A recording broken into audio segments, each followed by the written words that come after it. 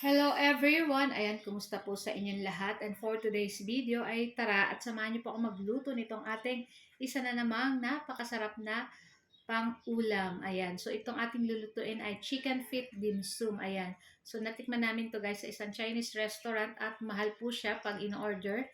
So 105, tatlong piraso lang. Kaya naman para hindi na kami mabitin ay lutuin na lang po natin. So, ayan na nga guys. So, yung ating chicken feet ay pinakuluan na natin ng 30 minutes. Nilagyan natin ng konting luya, bawang at asin at paminta para may lasa na yung ating chicken feet. Tapos, after 30 minutes, pinalamig lang natin. Ayan. Tapos, pigprito ko guys. Ayan. Pakaprito natin, sinet aside lang natin. And pagkatapos sa ating kawali, mag-start na tayo maggisa nitong ating luya, nitong ating bawang, and yung ating sibuyas. At pagkatapos, pwede na po natin ilagay dyan yung ating napritong chicken feet. Ayan. Tapos, syempre, maglalagay po tayo dyan ng soy sauce. So, pakonti-konti lang guys kasi maglalagay po tayo ng black bean. So, maalat po yun. So, itong ating pinaglagaan ng ating chicken feet, ayan, makita nyo, nag-jelly na siya. So, kumuha lang tayo ng mga 2 sandok kasi para hindi po dry yung ating chicken feet na lulutuin. Ayan. Tapos naglagay na rin ako ng oyster sauce. Tapos syempre manamis-namis po yun kaya maglalagay tayo ng sugar.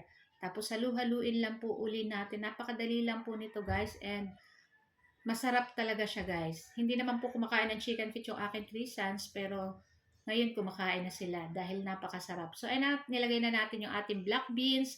Naglagay rin tayo ng ketchup. So pakonti-konti lang yung ating lagay. Tapos maglagay tayo ng uh, star anise para sa pampalasa. Ayan. So, ito po yung magpapabango dito sa ating chicken feet dim sum. Ayan.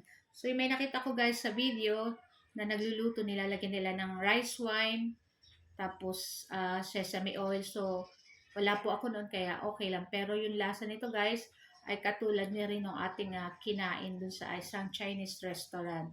So, ayan na nga guys, makita nyo, naglapot-lapot na at naglagay tayo ng dahon ng sibuyas. At pwede na rin natin patayin yung apoy guys at i-transfer na po natin iyan sa ating plato. Naku guys, uulitin pa namin ito at sa susunod namin palalambutin namin masyado yung chicken feet. So, dapat siguro i-pressure cooker para malambot na malambot. Pero yung lasa niya guys, katulad na nung sa kinainan namin na restaurant. So guys, ayan, ito lang po ang ating video today at sana po ay nag-enjoy kayo. Huwag niyo po sanang kalimutan mag-like, mag-comment at pa-share na rin po ng ating video. At kung bago pa lang po kayo sa aming page, huwag niyo po sanang kalimutan mag-like at mag-follow para palagi po kayong updated sa aming mga bagong video na i-upload. And shout out po sa ating mga new followers ng Ma'am She and 3 Sons. Welcome po sa aming munting bahay. So, tara na guys at samahan nyo na po kami kumain itong ating napakasarap na ulam. So guys, thank you for watching. Sa next video, ciao! Bye!